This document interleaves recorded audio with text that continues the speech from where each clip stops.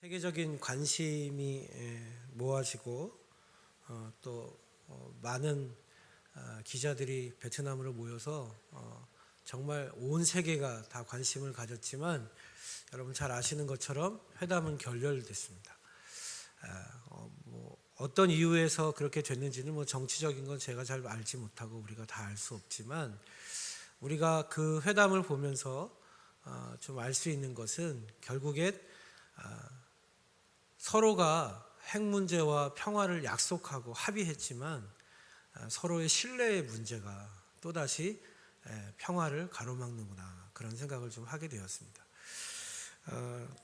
저는 잘 모르지만 미국은 북한이 경제 제재를 풀어주면 핵을 완전히 포기하지 않을 것이라는 생각을 가지고 있는 것 같아요. 또 북한은 자신들이 완전히 핵을 폐기하고 나면 경제 지원을 하지 않고 자기네들이 힘이 없어져도 세상에서 우리를 도와줄 나라가 없다, 그렇게 생각하는 것 같습니다. 그래서 무엇이 우선이냐라는 문제를 가지고 서로가 밀고 당기고 하는 정치적인 협상이 계속 진행되고 있는 것 같아요.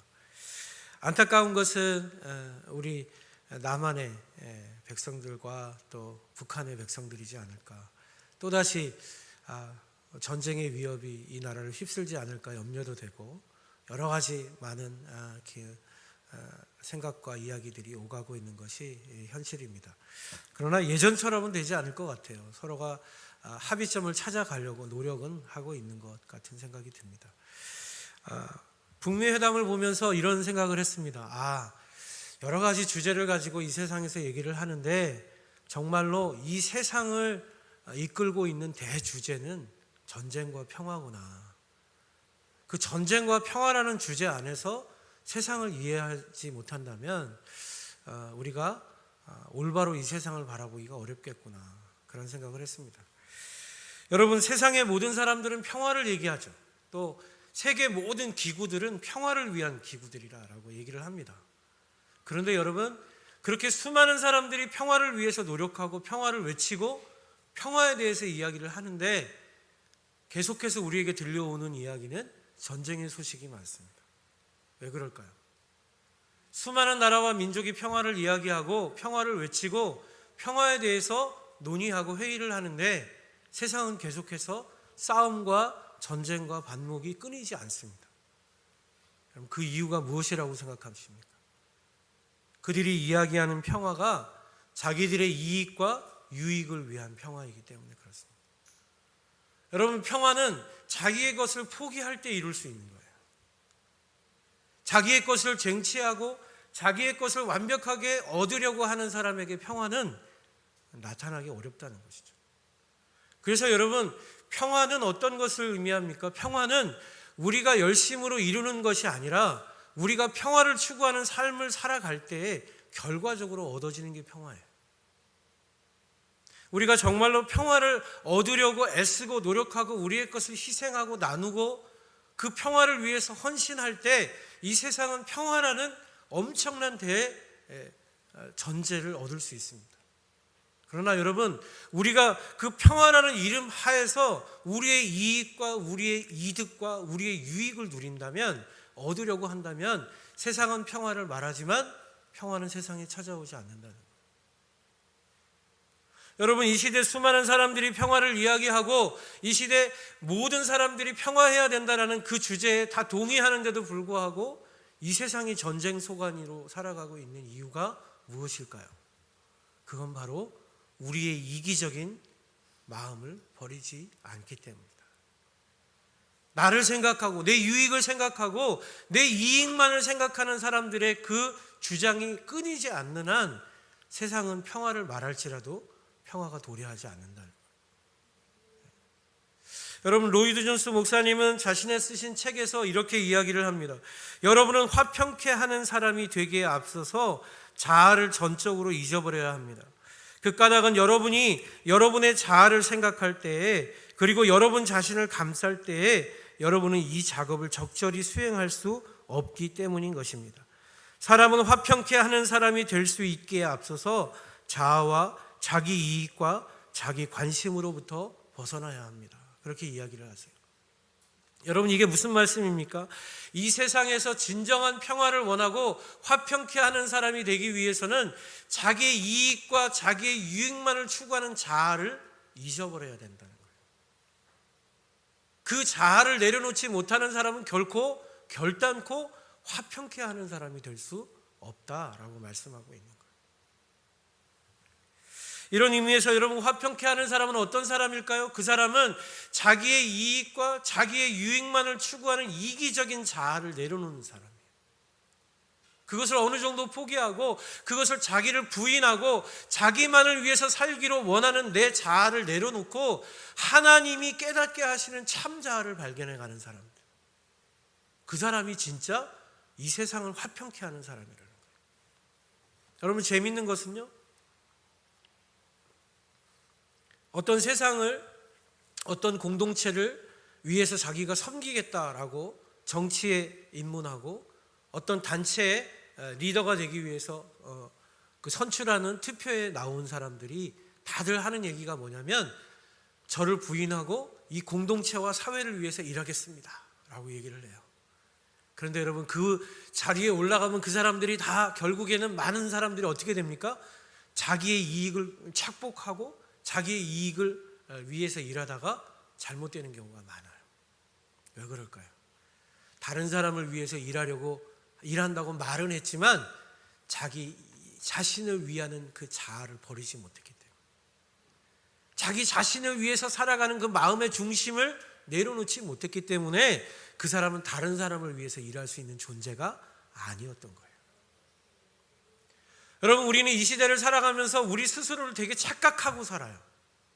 우리가 되게 의로운 사람이고, 우리가 다른 사람에게 되게 도움을 줄 수 있는 사람이고, 다른 사람을 화평케 할 수 있는 존재라고 우리 스스로 포장하고 착각합니다.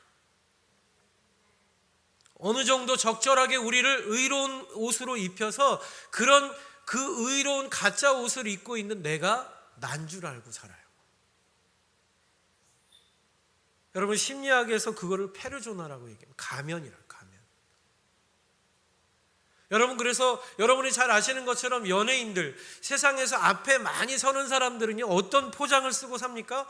그 아름다움과 인기를 포장해서 살아가죠. 그래서 그 인기가 하루아침에 무너지면 살 가치를 잃어버리는 거예요. 왜? 나는 무대 위에선 나라고 생각하며 살았기 때문에. 여러분, 이 시대 많은 사람들은 그 가짜 자기에 속아서 그 가짜 자기가 만들어 놓고 자기가 원하고 자기가 희망했던 그 자기가 참 자아인 줄 알고 살아가다가 그렇지 않은 자아를 발견하면 어떻게 돼요? 매몰되는, 무너지는, 견딜 수 없는 거예요.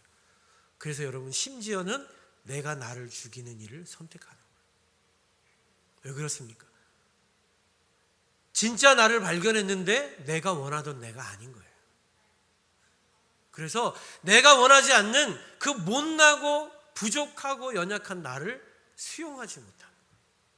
그래서 그 못난 나와의 관계를 단절시키는 거예요.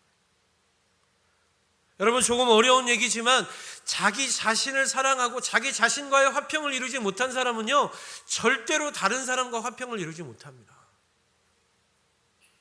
그래서 여러분, 우리에게 가장 먼저 화평케 하는 사람이 되기 위해서 정말로 필요한 건 뭔 줄 아세요? 하나님과의 화평을 통해서 진짜 나와 화평을 이루셔야 돼요.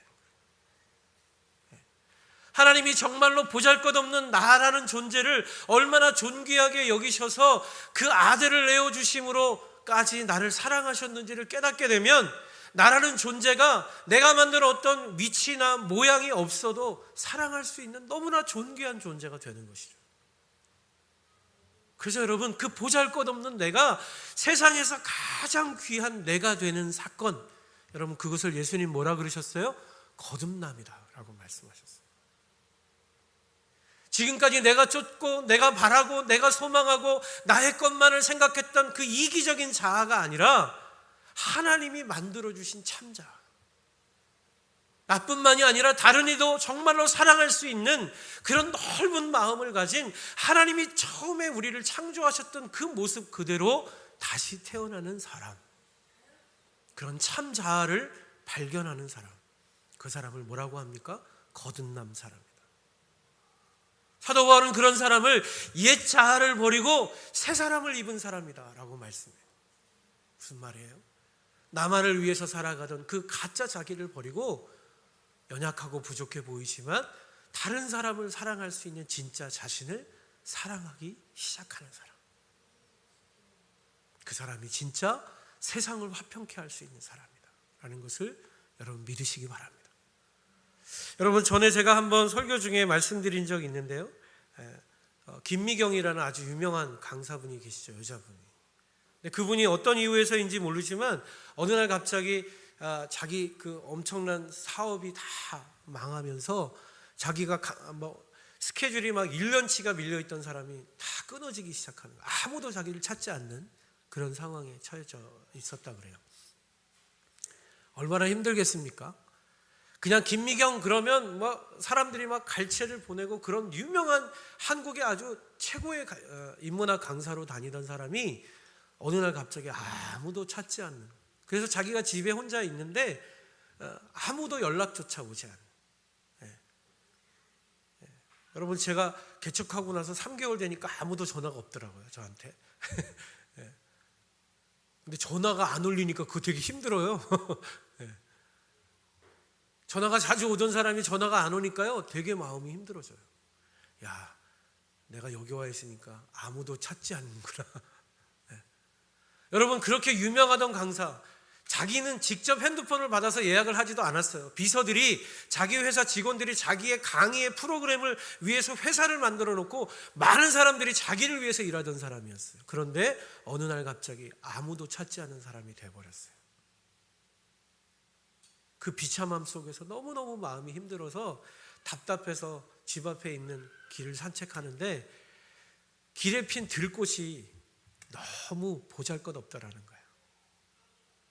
아무도 돌아보지 않는 자기 자신과 너무 같더라는 거예요. 그래서 그 들꽃을 보면서 한참을 울었대요. 그때 생각이 나더라는 거예요. 진짜 나는 저 들꽃과 같이 아무도 찾을 수 없는 그런 나인데, 나는 멋있는 김미경, 유명한 김미경, 멋진 옷 입고 사람들 앞에서 마음껏 입술로 자랑하던 김미경이 난 줄 알고 살았구나. 그 내가 만들고 내가 원했고 내가 소망하던 그 멋진 김미경이 무너지니까 이제 이 보잘것없는 들꽃 같은 내가 사랑할 수 없어지는 거예요. 그런데 여러분, 진짜 김미경은 누구예요? 무대 앞에 서서 마이크 들고 떠드는 김미경이 아니라 그렇게 보잘것없이 아무도 알아주지 않는 김미경이 진짜 자기더라는 거예요. 근데 자기 스스로를 보니까 그 김미경을 자기는 거절하고 거부하며 살았더라는 거예요. 그 진짜 김미경을 사랑했어야 되는데 그 김미경이 되지 않으려고, 진짜 자기가 되지 않으려고 미친 듯이 성공을 향해 달렸던 김미경이 자기가 만든 김미경이었다는 거예요. 그래서 그 들꽃을 들고 집에 들어가서 그렇게 고백했대요. 이제 내가 너 사랑해 줄게. 아무도 찾지 않지만 그 김미경, 내가 널 사랑할게. 그렇게 단절되었던 자기와의 화평이 시작되니까 여러분, 그때부터 하나님의 은혜가 임하기 시작하더라는 거예요. 하나님이 이 보잘것없고 들꽃 같은 나를 얼마나 사랑해서 평생 동안 매 순간마다 나를 버리지 않고 얼마나 지켜주셨는지, 위기와 고난 때마다 나를 인도하셔서 내가 이렇게 유명한 강사가 될 수 있도록 하나님이 얼마나 나와 동행하셨는지가 영화의 스크린처럼 쫙 보여지더라는 거예요. 그러면서 하나님의 음성이 들려오는 거예요. 내가 사랑한 너는 강사 김미경이 아니라 들꽃 같은 너이다. 그 말씀이 들려지면서 그냥 막 눈물이 폭포수처럼 흐르는데 자기 자신을 새롭게 발견하게 됐다. 내가 이제 어떻게 살아야 되는지, 내가 무엇을 향해 살아야 되는지, 내가 정말로 어떤 가치를 붙들고 살아야 되는지가 너무 분명해지더라는 거예요. 놀라운 사실은 그렇게 못난 나를 사랑하기 시작하니까 그때부터 세상의 일이 풀려지기 시작해요. 왜? 내가 바뀌고 나니까. 내가 누구랑도 화평할 수 있는 사람이 되니까, 내가 누구랑도 용서를 하고 서로 이해할 수 있는 사람이 되어가기 시작하니까 그때부터 다시 일이 시작되고 삶이 회복되기 시작하는데, 여러분 지금 김미경 쳐보세요. 다시 최고의 강사가 돼 있어요. 그 절망의 어려움을 겪고 다시 일어서서 지금은 상처받은 사람들을 위로하는 강의를 하러 다녀요. 이 사람. 사랑하는 여러분 누구를 사랑하고 계십니까? 여러분 혹시 여러분이 만들어 놓은 멋있고 잘 나가고 세상 속에서 사람들한테 인정받는 내 모습을 만들어 놓고 그게 나라고 착각하며 살고 계시진 않습니까? 여러분 목회자가 되면요, 앞에서 설교하잖아요, 앞에서 찬양인도 하잖아요, 앞에서 마이크 잡잖아요. 착각해요. 자기가 의로운 사람인 것처럼, 자기가 대단히 잘 살고 있는 어떤 존재인 것처럼 착각할 때가 많아요. 착각이 많이 와요. 왜? 여러분 여기서 마이크 들고 설교하고 이렇게 했을 때 성도님들이 은혜 받았습니다, 목사님 오늘 말씀 너무 좋았어요, 이런 말 몇 마디 들으면요, 이 속에서 교만이라는 뱀의 머리가 슬슬슬슬 이렇게 올라와요. 그래서 내가 마치 뭐 대단한 존재가 된 것이 그냥 착각할 때가 있어요. 그래서 목사가 기도하지 않으면 교만의 머리에 꼭대기 올라갈 수밖에 없는 것 같아요. 나를 낮춰서 무릎 꿇고 나를 위해 돌아가신 십자가 앞에 진짜 나를 발견하게 되는 시간, 여러분 그 시간이 바로 우리의 기도의 시간이에요. 우리 사랑하는 양주스톤교회 성도님들이 이렇게 못난 자지만 하나님이 주신 너무나 존귀한 나를 진심으로 사랑할 수 있는 하나님의 백성들 다 되시길 축복합니다. 여러분 그것이 바로 진짜 화평케 하는 사람으로 가는 출발이다, 시작이다 라고 예수님 말씀하고 계신 것이에요.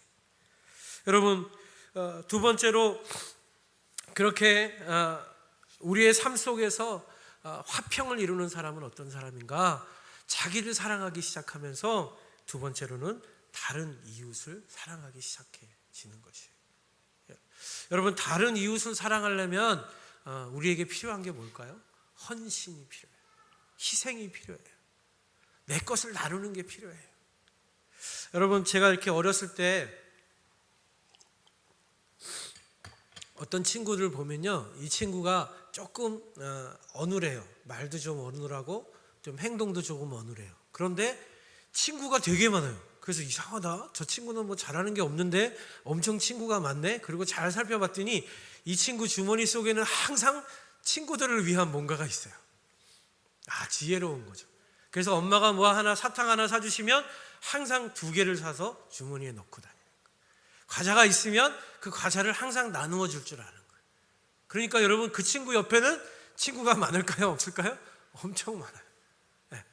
물론 그 과자를 꼭 먹기 위해서 있는 친구들도 있겠지만 그 친구가 다른 친구를 항상 생각하고 있기 때문에 그 친구 주변엔 조금 그 친구가 어눌해 보여도 친구가 많은 거예요.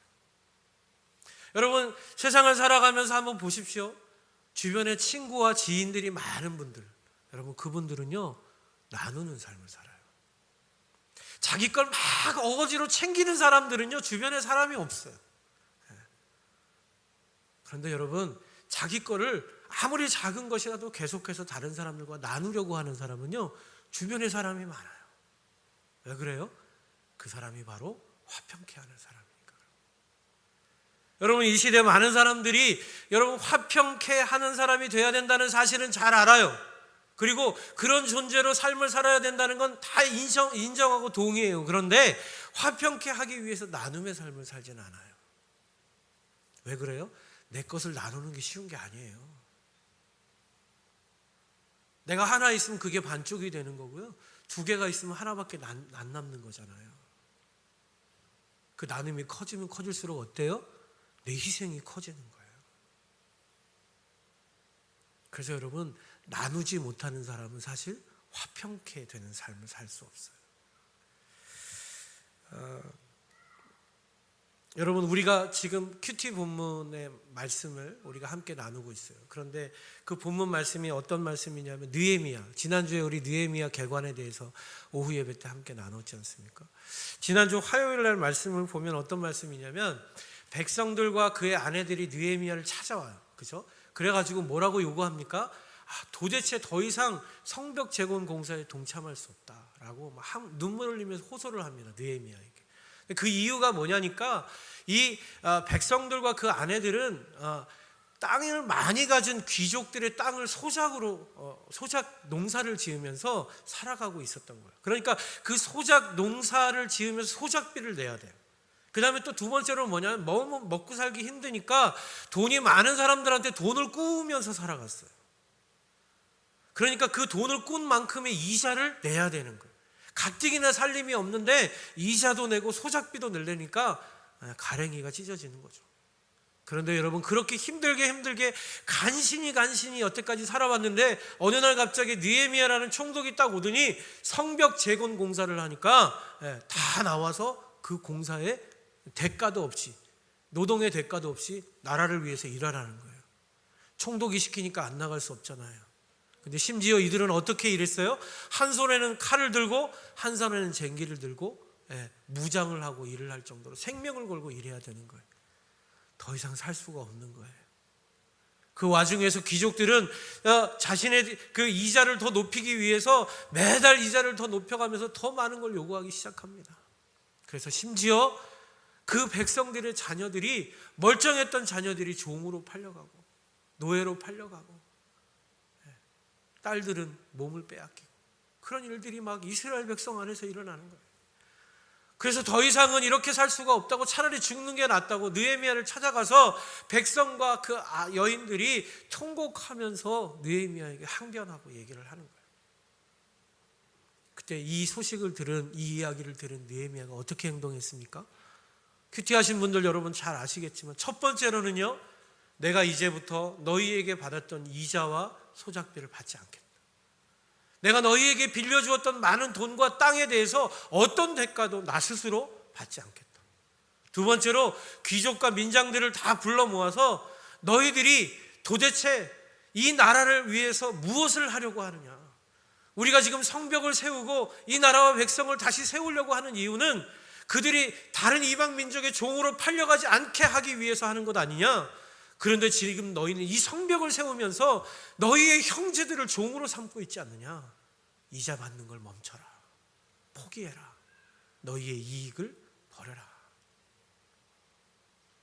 그래서 자기는 총독의 노까지 반납하게 됩니다. 이 느헤미야의 결정과 이 열정 어린 호소에 귀족들과 민장들이 순종하고 따르기 시작하면서 여러분, 성벽 재건 사업을 다시 시작되고 온 백성들이 마음이 하나 되기 시작합니다. 이게 뭘 말하는 걸까요? 화평케 하는 사람은 희생하는 사람. 자기 것을 먼저 버릴 줄 알고, 자기 것을 먼저 희생할 줄 알고, 자기가 먼저 자기 몸으로 애쓸 줄 알고, 그런 사람이 하나님의 나라를 화평케 하는 사람이 될 수 있다.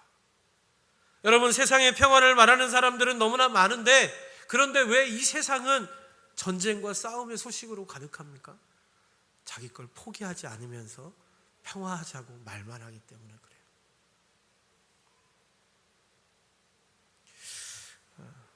지난주에 여기 양주 지역에 건강한 작은 교회 모임이 시작이 되어서 우리 목사님들, 개척교회 목사님들 몇 분 이렇게 모였습니다. 그런데 아직 개척을 안 하셨는데 아버님이 하시던 그 노숙자들을 돕는 사역을 하시는 젊은 목사님이 한 분 오셨어요. 그래서 어떻게 그 사역을 하게 됐냐 할 때, 자기는 그냥 큰 교회 부교육자로 있었는데 아버님이 그 노숙자 사역을 오래전부터 하셨대요.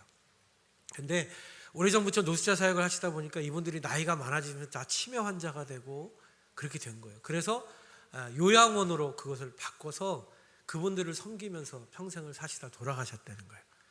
근데 아무도 그 일을 하려고 하지 않으니까 이분이 세습을 하셨어요. 아무도 오지 않으니까 아드님이 가서 그 일을 섬기기 시작했어요. 근데 그분들이 나이가 많고 노숙자 출신인데다가 치매까지 있으시니까 일반인들 나이 드신 분들이 오셔서 예배 드리려고 참여했다가 그분들을 견디지 못하게. 지금은 4분밖에 안 남았대요. 나라에서 지원을 좀 받기는 하는데 유지가 어렵다. 그래서 자기의 목회 방향을 어떻게 설정하고 나아가야 할지 고민하면서 기도하고 있다고. 그런 목사님을 만나게 됐습니다. 젊은 목사님인데 저희가 고개가 이렇게 숙여지더라고요. 너무 귀한 사역을 하시는. 여러분, 우리는 그래요. 예수를 믿는다고 하고 예수를 사랑한다고 하고 화평케 하는 자가 되겠다고 하면서도 나와 같지 않은 한 사람만 예배당에 있으면요, 그 교회 안 나갑니다. 그 다름, 아주 작은 다름 하나도 수용하지 못해요. 인정하지 않으려고 해요. 여러분, 얼마나 재미있는 모습이 있는 줄 아십니까? 많은 성도가 모이는 큰 교회에 여러분, 외국에서 이주한 어떤 사람이 어느 날 갑자기 예배당에 나가잖아요. 교회에서 난리가 납니다. 어떻게 저런 사람과 같이 우리가 식탁을 나눌 수 있냐? 어떻게 저렇게 냄새나는 사람과 우리가 예배를 같이 드릴 수 있냐? 여러분, 이런 마음을 가진 사람은 이 세상을 화평케 할 수 없어요. 내가 감수하는 사람, 내가 희생하는 사람, 내가 그것을 수용하는 사람, 그 사람이 세상을 화평케 할 수 있는 것입니다. 그렇기 때문에 여러분, 오늘 본문에서 말씀하는 화평케 하는 사람은 어떤 사람이에요? 희생하는 삶을 사는 사람, 자기를 부인하고 자기의 희생을 감수하는 사람. 저는 우리 양주수동교회 우리 성도님들 삶 속에 다른 이들, 화평케 하는 일을 위해서 희생하는 삶이 있기를 축복합니다. 그럴 때 하나님의 아들이라 칭함을 받는 거예요. 여러분, 마지막으로 화평케 하는 사람은 어떤 사람인가? 그 화평에 대한, 이 세상의 평화에 대한 소망을 가진 사람. 이 세상의 모든 사람들이 정말로 화평케 되는 그날이 오기만을 간절히 기대하는 사람이에요. 그래서 여러분, 그 사람에게는 어떤 삶이 있어요?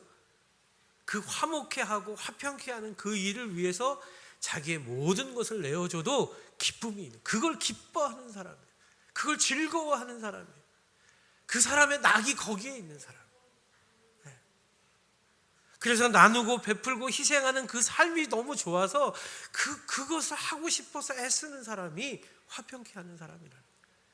그러니까 여러분, 이거는요, 처음에도 말씀드렸지만 우리가 화평케 하는 사람이 돼야지라고 되는 게 아니에요.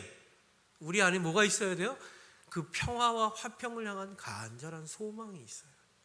소망이 있어야 돼요. 여러분, 김기성 목사님이라는 분이 쓰신 삶이 메시지다라는 책을 보면요, 칼 노락이라는 사람이 쓴 키아바의 미소라는 동화 이야기가 나옵니다. 그럼 키아바는 누구냐면 에스키모 소년이에요. 아버지와 함께 살아가는 에스키모 소년인데, 이 소년이요, 어느 날 아버지와 함께 얼음을 깨고 얼음 낚시를 하러 갑니다. 근데 아버지가 이 소년에게 이렇게 얘기해요. 우리 하준이 같은 아이한테 이 아버지가 얘기하는 거예요. 야, 오늘은 이 키아바야, 너의 새끼 손가락보다는 좀 큰 물고기를 꼭 잡아와라. 이렇게 아버지가 이야기를 하셨어요. 네, 오늘은 이 손가락보다 꼭 큰 물고기 꼭 잡아서 올게요. 그리고 나아갔습니다. 그런데 정말로 자기 손가락에 한 20배 되는 물고기를 잡았어요. 와, 그거를 건지고 나니까 키아바가 막 이게 막 기고만장해진 거죠. 아빠한테 자랑할 수 있겠다. 오늘은 아빠한테 멸시당하지 않겠다. 그래서 그 물고기를 딱 들고 아빠한테 가는데, 이 물고기가 키아바를 딱 쳐다보면서 미소를 싹 짓는 거예요. 환하게 웃는 거예요. 그런데 키아바가 그 물고기를 들고 아빠한테 갈 수 없었어요. 왜? 미소 짓는 물고기를 잡아먹을 수가 없는 거예요. 어린아이의 마음에. 그래서 그 웃고 있는 물고기를 한참을 쳐다보다가 나는 미소 짓는 물고기는 먹을 수 없어 외치고 나서 다시 그 얼음구멍으로 가서 물고기를 풀어줬어요. 빈손으로 오는 그 키아바를 보고서 아빠가 또 놀리기 시작합니다. 오늘은 물고기가 너무나 작아서 입속에 감추었구나. 화가 났지만 자기가 선택한 일이었기 때문에 키아바는 화를 내지 않았어요. 그렇게 아빠와 함께 집으로 돌아가는데 갑자기 큰 곰이 아빠와 자기의 길을 딱 막아버렸습니다. 아빠는 화를 내면서 으르렁거리면서 막 소리를 지르면서 이 곰을 위협해서 쫓으려고 막 노력을 하셨는데, 그럴수록 곰은 어떻게 됐을까요? 더 으르렁거리면서 아빠와 키아바를 잡아먹으려 했습니다. 그럴 때 키아바가 번뜩 뭐가 생각났을까요? 물고기의 미소가 생각난 거예요. 그래가지고 이 큰 곰한테 그 앞에 딱 담대하게 나아가서 환하게 웃었어요. 그랬더니 여러분, 곰이 갔을까요? 안 갔을까요? 키를 숙여서 키아바한테 인사를 하고는 곰이 물러갔다는 거예요. 이런 모습을 보는 아빠가 마을로 돌아가서 아저씨들한테 우리 아들이 마술을 부려가지고 이 집채만한 곰을 물리쳤다고, 우리 아들이 대단한 아들이라고 막 자랑을 하기 시작합니다. 그런데 어떤 아저씨들이 막 헐레벌떡 뛰어오면서 큰일이 났습니다. 큰일이 났습니다. 외치기 시작했어요. 무슨 일입니까? 이렇게 물어봤더니 이제 지금 엄청난 폭풍이 이 마을로 쓸어닥치고 있다고, 우리가 그 폭풍에 대비하지 않으면 다 죽을 거라고 그렇게 얘기를 하는 거예요. 그래서 그 마을 사람들에게 얼음집을 빨리 만들어서 그 얼음집에 우리가 숨어야 됩니다. 지금 빨리 얼음집을 만드십시오. 난리가 났어요. 마을에서 막 얼음을 깨고 어떻게든 그 폭풍을 막아보려고 어른들은 막 분주하게 일하기 시작합니다. 그런데 키아바한테 또 생각이 떠오른 거예요. 저 폭풍이 오는 언덕에 올라가서 내가 환하게 웃으면 폭풍이 갈 것 같은 거예요. 그래가지고 막 달려가서 그 엄청나게 달려오는 폭풍 앞에 물고기 미소처럼 환한 미소를 펼쳐 보입니다. 폭풍이 물러갔을까요? 안 갔을까요? 동화예요, 동화. 물러갔어요. 여러분, 이건 동화예요. 애기들이 읽는 너무 재밌는 동화예요. 그런데 여러분, 그 책의 내용이 우리에게 교훈을 줘요. 평화는 폭풍처럼 밀려오는 폭력과 억압 앞에서 평화의 미소를 짓는 우리의 작은 몸짓입니다. 메시지를 주고 있는 거예요. 여러분, 우리는 다 당한 대로 돌려주고 싶어요. 저도 그렇게 살고 있는 것 같아요. 지금도 내가 어떤 데미지를 받고 내가 어떤 마음의 상처를 받으면 견디지를 못해요. 그거보다 그대로 갚아주던 더 크게 갚아주고 싶은 게 우리 마음이에요. 그러나 그렇게 폭풍처럼 밀려오는, 파도처럼 밀려오는 폭력과 억압 앞에서 천진난만한 어린아이의 환한 미소 같은 평화의 메시지를 우리가 전할 수 있다면, 여러분, 그 작은 몸짓이 세상에 진정한 평화를 가져온다라는 작가의 메시지가 담겨져 있습니다. 여러분, 평화는 대단한 거 아니에요. 화평케 하는 거 대단한 거 아니에요. 그죠? 나의 이익과 나의 유익이 소멸되는 그 자리에서 여러분이 환한 미소로 폭력과 거짓 앞에 나아갈 수 있다면 여러분의 삶 속에 진정한 평화가 시작될 줄로 믿습니다.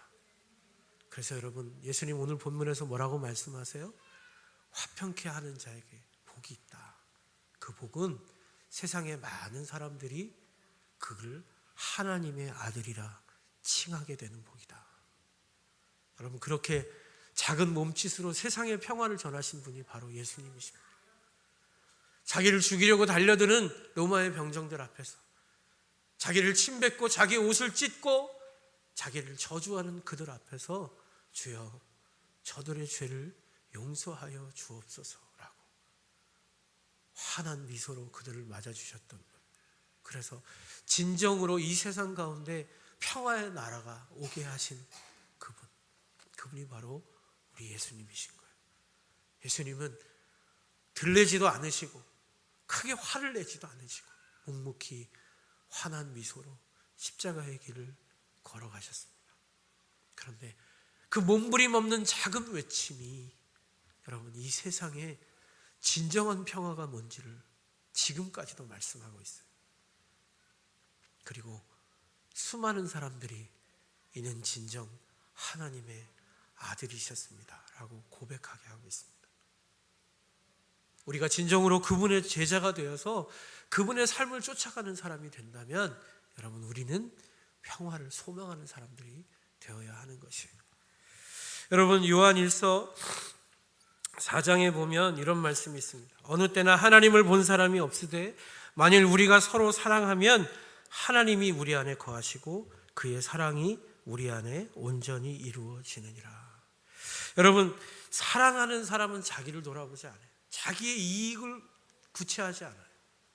여러분, 사랑하는 사람은 자기의 이익만 바라보고 자기 자신만 바라보지 않습니다. 사랑은 다른 이들을 바라보고 그들의 필요와 그들의 고통에 반응하는 것입니다. 왜 그렇습니까? 사랑의 궁극적인 소망은 평화이기 때문에. 그래서 여러분, 사랑하는 사람들에게 삶 속에는 평화가 임해요. 그래서 여러분, 평화는 우리에게 다가오는 결말인 것이지, 여러분, 결정적으로 우리에게 오는 하나님의 선물인 것이지 우리가 평화를 이룰 수 있는 게 아니에요. 우리가 이 땅에서 진정으로 하나님의 사랑을 실천하고 행하는 존재가 되면 저와 여러분의 삶 속의 평화는 반드시 도래하게 될 것입니다. 우리가 사랑하는, 우리가 이 땅에서 진정한 하나님의 사랑을 이루어내면 평화는 마땅히 이루어지는 결과인 거예요.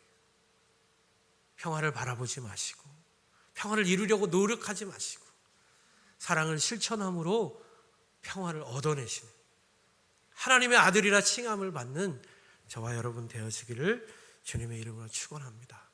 우리 같이 한번 그 믿음 가지고 평화 하나님의 평강이라는 우리 찬양, 이제 앞으로 이번 주부터는 우리가 마지막 축복송을 이 찬양으로 할 건데요, 이 찬양 같이 한번 축복했으면 좋겠습니다.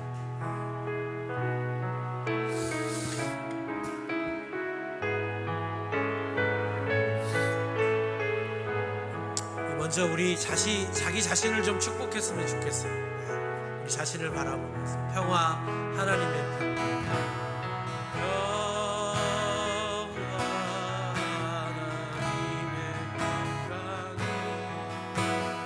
당신의 삶에 넘쳐나기를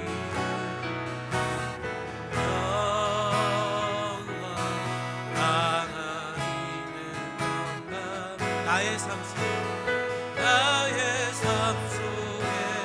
가득하기를 축복합니다.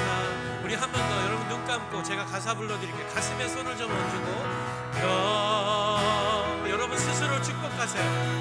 님의 평강 나의 삶 속에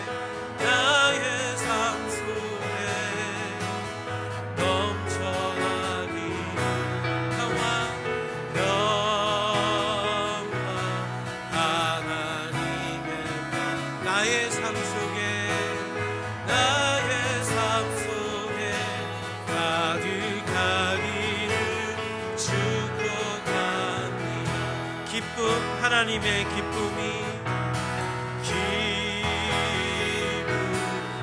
하나님의 나의 삶 속에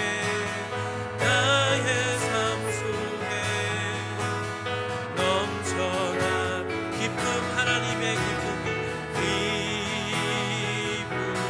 하나님의 기쁨이 나의 삶 속에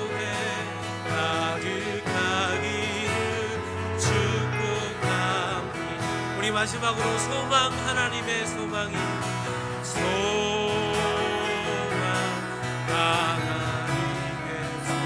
나의 삶 속에 넘쳐나기 소망 하나님의 소망이 나의 삶 속에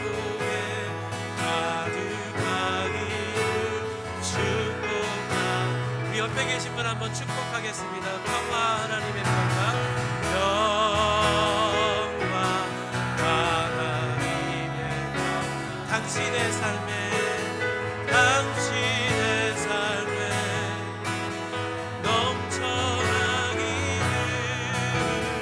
평화 하나님의 평강, 당신의 삶에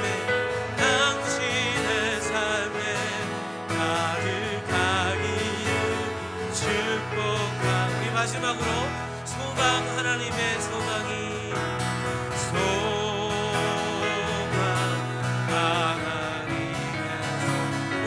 하나님의 우리의 삶에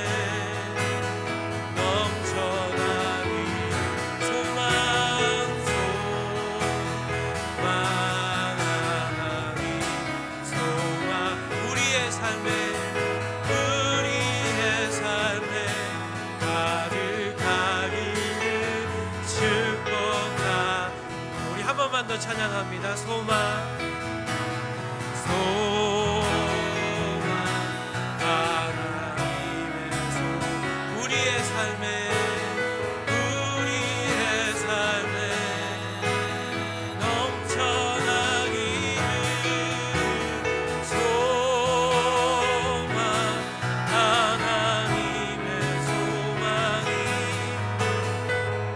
우리의 삶에 가득하기를 축복합니다. 이 시간 같이 한번 잠깐 기도했으면 좋겠습니다. 여러분, 이 시간에 기도할 때는 하나님 앞에 우리의 못난 자아를 내려놓고 하나님 창조하신 그 참된 자아를 붙드는 그 자아를 진정으로 사랑할 수 있는 내가 되게 하소서. 그 나와의 평화를 넘어서서 하나님 바라보게 하신 이웃과 더불어 화평을 이루는 평화의 삶이 나의 삶 속에 임하게 하소서. 그래서 이 세상에 진정한 하나님의 평화가 임하기를 소망하고 바라보는 하나님의 사람, 그런 이 세상, 이런 공동체, 우리 양주수동교회가 되게 하여 주옵소서. 우리 세 가지의 기도의 제목을 가지고 하나님 앞에 기도하면서 나아갔으면 좋겠습니다. 기도하겠습니다. 사랑이 많으신 아버지 하나님, 그렇습니다. 나와 화평하지 않으면, 나 자신을 사랑할 수 없으면 하나님, 우리는 평화의 사람이 될 수 없음을 고백합니다. 내 못난 자아, 내가 거절하고 내가 그 관계를 끊으려고 했던 나를 사랑하게 하시고 그 못난 자아를 붙들고 신음하며 하나님 앞에 참된 평화의 자리로 나아가는 사랑하는 우리 성도들이 다 되게 하여 주시옵소서. 그럼에도 불구하고 아버지 하나님, 나를 사랑하는 그 사랑을 넘어서서 내 이웃을 내 몸과 같이 사랑하는, 내 삶을 희생하고 내 것을 내놓아주며 나누어주며 내 것을 하나님의 희생과 헌신의 삶을 사는 화평케 하는 주님의 종들이 되게 하여 주시옵소서. 그래서 진정으로 온 세상 가운데 하나님의 나라, 이 평화의 나라를 믿음으로 소망으로 이루어가는 평화의 사람들, 그래서 우리들의 사랑을, 우리들의 이 아름다운 삶의 모습을 통해서 하나님의 아들이 누구 인간을 세상의 메시지로 전하는 아버지 하나님 키아바의 소년과 같은 미소로 세상을 살아가는 하나님의 백성들이 다 될 수 있도록 아버지 하나님 은혜를 베푸시고 아버지 하나님 역사하여 주시고 우리의 작은 몸부림이 세상에 진정한 평화를 가져오는 주님의 십자가의 길을 쫓아가는 아버지 그런 시간들 되게 하여 주옵소서. 사순절 기간에 이 십자가의 아버지 길을 묵상하며 나아갈 때 우리가 메고 나아가는 십자가가 무엇인지 구별하고 아버지 깨닫는 시간들 되게 하여 주시고, 우리보다 먼저 그 평화의 길을 홀로 걸어가신 예수 그리스도의 그 걸음을 우리가 믿음으로 쫓아가는 하나님의 귀한 종들, 아버지 하나님의 귀한 백성들, 그런 하나님의 교회 공동체가 될 수만 있도록 아버지 하나님 도와주시고 인도하여 주시고 말씀하여 주옵소서. 아버지 그 삶의 헌신들, 그렇게 평화의 헌신된 하나님의 사람들 다 되게 아버지 하나님 도와주시옵소서. 그런 삶이 우리를 주장하게 하시고 그런 삶이 우리를 살아내게 하시고 그 평화의 소망이 이 땅의 평화를 이루는 하나님의 영광이 되게 하여 주시옵소서. 아버지 하나님, 우리를 그렇게 사용하여 주시고 우리 교회가 하나님 그렇게 쓰임받게 하여 주옵소서. 하나님 감사합니다. 화평케 하는 사람은 복이 있나니 그들이 하나님의 아들이라 일컬음을 받을 것입니다. 주님 말씀하십니다. 우리 자신과의 화평을 이루고 이웃과의 화평을 이루며 결국에는 이 세상을 화평케 하는 평화의 사람들, 그렇게 하나님의 화평에 헌신된 삶을 사는 저와 우리 성도들 다 되게 하여 주시옵소서. 그 믿음을 가지고 구별되게 하나님의 주신 것 중에 일부를 떼어서 하나님 앞에 드립니다. 이 귀한 헌물, 너무나 소중한 이 헌물이 우리의 배를 채우는 일에만 쓰이지 않게 하여 주옵시고 세상을 화평케 하는 그 일에 쓰임받고 흘러갈 수 있도록 하나님 이 귀한 헌물 위에 축복하여 주옵소서. 그 일에 더 헌신하고 그 일에 더 충성하고 그 소망에 더 기뻐하는 우리 양주수동교회가 되게 하여 주옵소서. 그렇게 하나님 우리 가운데 역사하시고 함께 하여 주실 것을 믿고 감사하며 살아계신 예수님 이름으로 기도드리옵나이다.